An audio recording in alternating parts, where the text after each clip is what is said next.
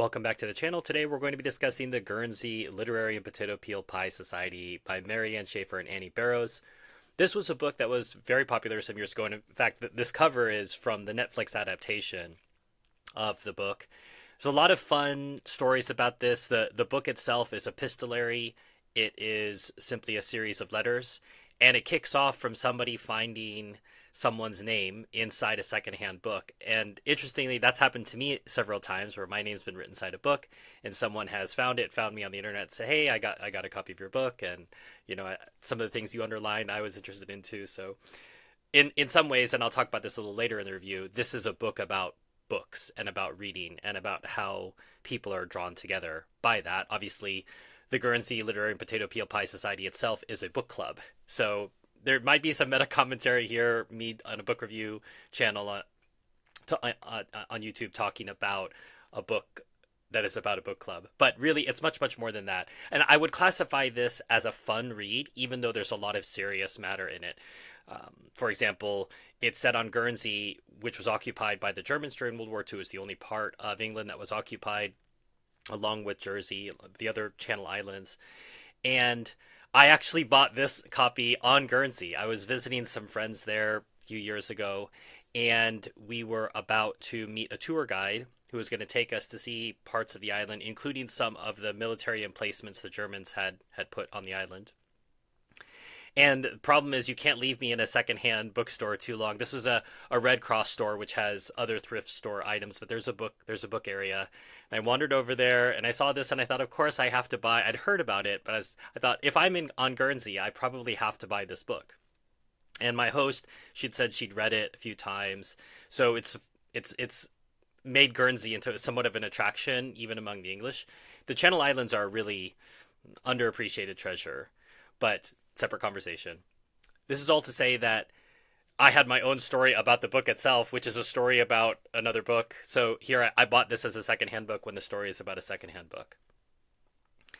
Um, if you if you look overall, the reason why I say it's a fun read is because I don't expect a lot out of it. Right? It's not very long. It's 250 pages, and it's stories that involve multiple characters as she gets drawn to she being the the protagonist had written a sort of very fun book during the war, her character had, and she gets drawn into the story of Guernsey and what happened there and what people did during the occupation, who were collaborators, who were not, and a small group of people who tried to be kind to each other and help each other through this situation.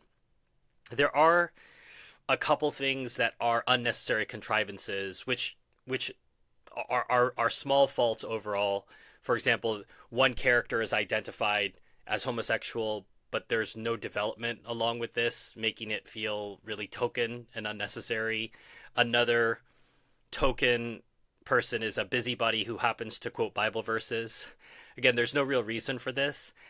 However, those contrivances and imperfections in the book don't take away from the fact that, as I say, it's both fun and serious. You get drawn into the everyday lives of these characters while also getting a bigger sense of what it means to be occupied and also what it means to live on an island.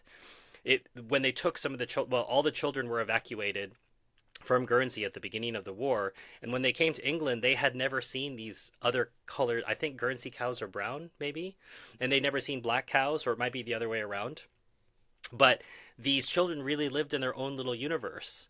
And many island people do, as I've said before on other reviews. Having been born on an island, I have a certain fascination with visiting islands around the world. That's part of why I was in Guernsey in the first place, apart from seeing my friends.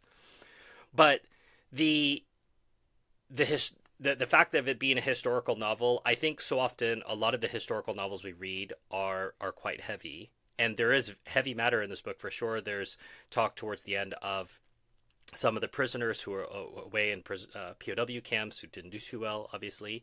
But I feel that this is a historical novel that, in a sense, doesn't take itself too seriously, and I think that's part of the lightness of it and part of why you're able to deal with the heavy subject matter and still come away with a classic happy ending. Of course, there's no spoiler in telling you that there is a happy ending without telling you what the happy ending is.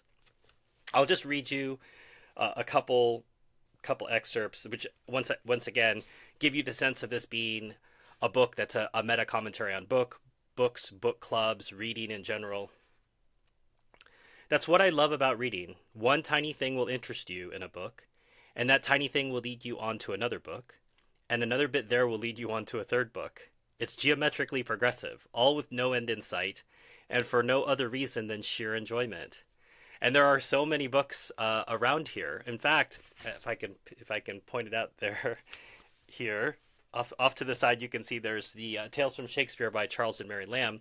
I had a copy of that when I was younger, but I think the reason I purchased it was because it was mentioned in this text, and I thought I should probably give that a read. And that's what's often so fun about books is it, as she said, you just keep going down this rabbit hole only for more enjoyment and more learning and more ability to connect things.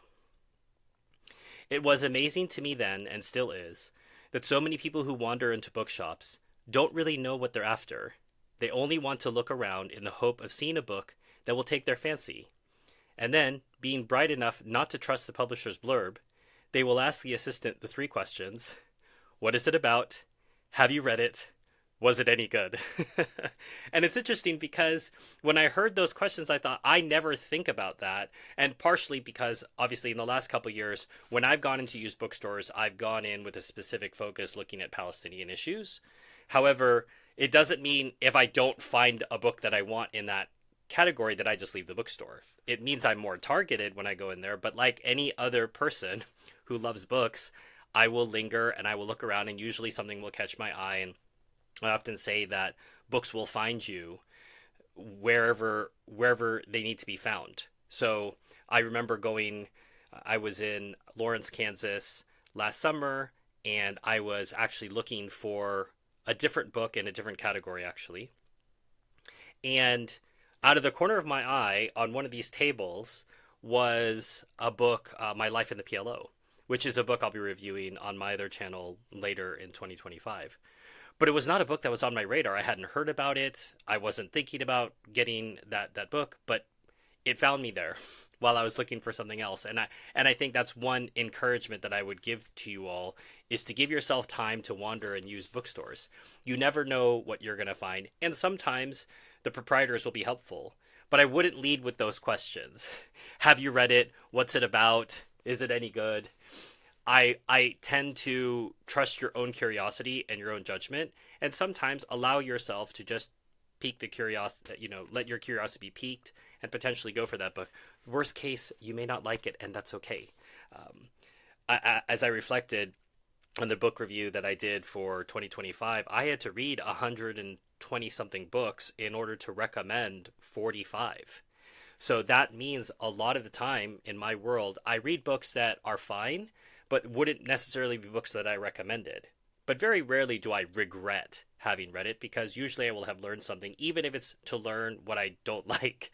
And I think that that's helpful. So, Guernsey Literary and Potato Peel Pie Society. Recommend it as a fun read. Historical novel. If you'd like to support the channel, hit like, subscribe.